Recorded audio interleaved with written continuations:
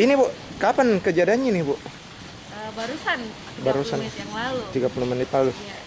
Ini memang pada saat rubuh Bu? Kencang angin kah Bu?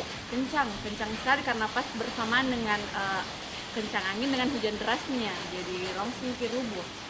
Ini menara apa nih Bu yang rubuh Bu? Setahu tuh menara penyiar radio ya? Radio ya Bu? Iya. Ada tidak korban Bu di anu itu? Alhamdulillah tidak ada itu karena lagi sepi juga lintas, kemudian lagi hari libur juga. Lagi libur ya.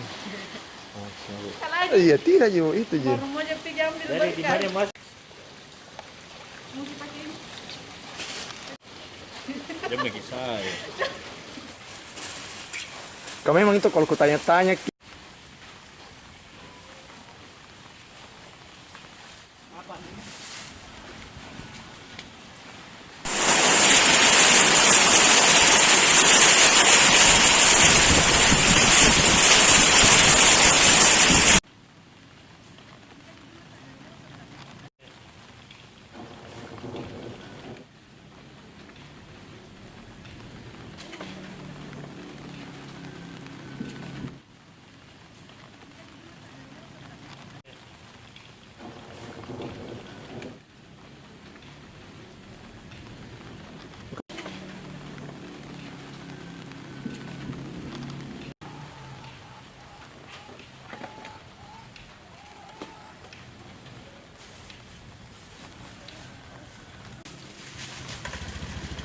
makasih banyak.